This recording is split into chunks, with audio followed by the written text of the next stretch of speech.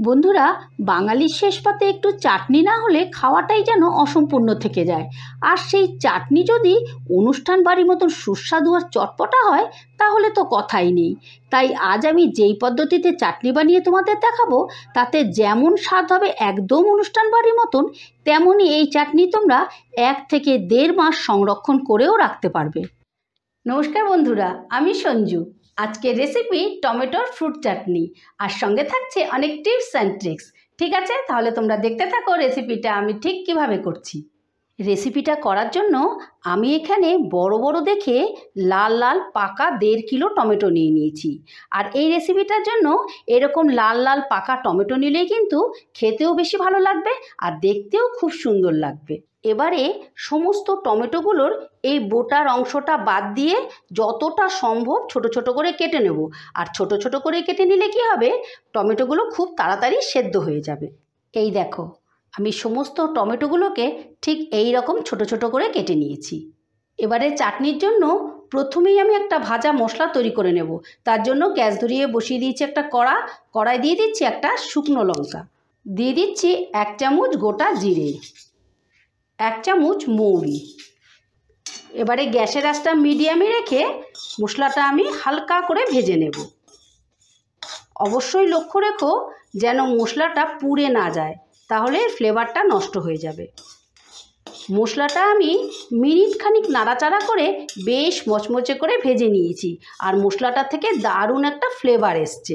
এবার আমি মশলাটা তুলে নিয়ে ঠান্ডা করে গুঁড়ো করে নেব। মশলাটা গুঁড়ো করে রেখেই চলে এলাম মূল রান্নায়। বসিয়ে দিলাম একটা কড়াই দিয়ে দিচ্ছি 2 চামচের মতন সর্ষের তেল। এবারে দিয়ে দেবো ফোড়নে দিচ্ছি একটা শুকনো লঙ্কা, আর দিয়ে দিলাম ছোটো চামচের 1 চামচ 5 ফোড়ন। ফোড়নটা সামান্য একটু নাড়াচাড়া করে দিচ্ছি। ফোড়নটা ভেজে নিয়েছি, ফোড়নটা থেকে সুন্দর মিষ্টি একটা গন্ধ বেরিয়েছে। এবারে দিয়ে দিচ্ছি কেটে রাখা টমেটো।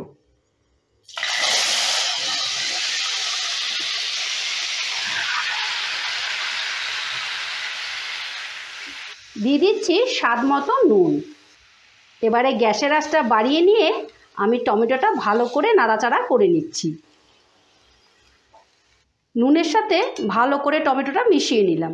এবারে টমেটোটা সেদ্ধ হওয়ার জন্য আমি 5 মিনিটের মতো ঢাকা দিয়ে দিলাম।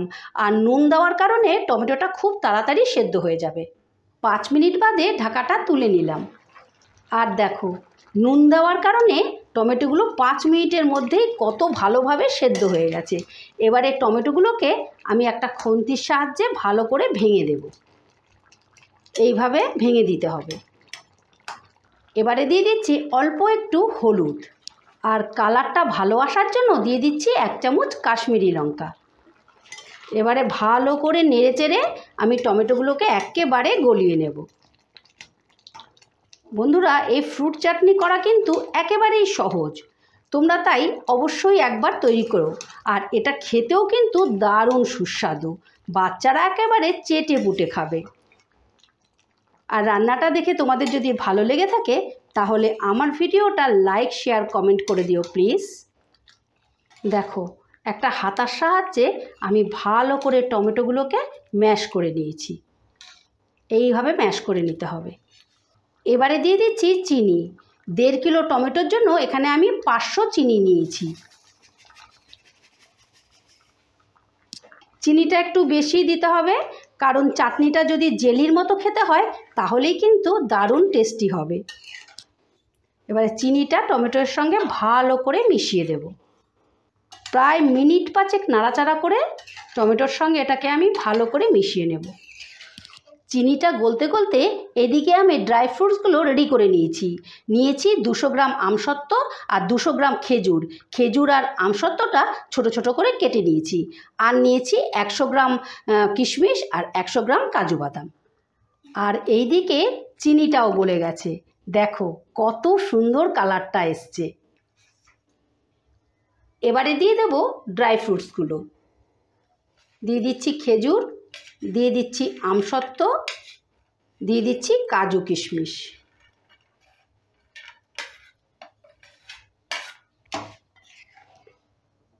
এবারে আবারও আমি 5 মিনিটের মতো নাড়াচাড়া করে ভালো করে ফ্রুটসগুলো মিশিয়ে নেব। আর চাটনিটা নাড়তে নাড়তে কিন্তু বেশ জেলির মতো হয়ে আসবে, তখনই বুঝবে চাটনিটা রেডি হয়েছে। চাটনিটা আমি অনেকটাই শুকিয়ে নিয়েছি। এই দেখো, থিকনেসটা ঠিক এইটুকু রাখবো, কারণ এটা ঠান্ডা হলে পরে কিন্তু আরও অনেকটা জমে যাবে, সেই জন্য এইটুকু পাতলা আমি রাখছি। এবারে আমি দিয়ে দিচ্ছি আদার রস। এখানে অল্প একটু আদাকে আমি থেতো করে রস করে নিয়েছি। তোমরা যদি এইরকম আদার রস দাও তাহলে কিন্তু চাটনির মধ্যে দারুণ একটা ফ্লেভার আসবে। আর দিয়ে দিচ্ছি পাতিলেবুর রস। এখানে আমি একটা গোটা পাতিলেবুকে নিগড়ে রস বার করে নিয়েছি। তোমরা কিন্তু ভিনিগারও দিতে পারো। এবারে সমস্তটা ভালো করে মিশিয়ে নেব। এই লেবুর রসটা দিলে কি হবে, চাটনির মধ্যে তো দারুণ একটা টেস্ট আসবে, তাছাড়া তোমরা এটা 1 থেকে 1.5 মাস সংরক্ষণও করে রাখতে পারবে, নষ্ট হবে না। চাটনিটা ফাইনালি রেডি। এবারে নামাবার আগে আমি ভেজে গুঁড়ো করে রাখা মশলাটা দিয়ে দিলাম। এই ভাজা মশলাটা অবশ্যই দেবার চেষ্টা করো, তাহলে দারুণ একটা ফ্লেভার আসবে। সমস্তটা ভালো করে মিশিয়ে নিলাম। এবারে আমি গ্যাসটা অফ করে দিচ্ছি। এবারে তোমাদেরকে আমি পরিবেশন করে দেখাচ্ছি। এই দেখো বন্ধুরা, টমেটোর ফ্রুট চাটনি ফাইনালি রেডি। আজকের ভিডিওটা ভালো লেগে থাকলে আমার চ্যানেলটা সাবস্ক্রাইব করে পাশে থাকার অনুরোধ রইল। আবার দেখা হচ্ছে নতুন কোনো ভিডিওতে। ঠিক আছে, টাটা।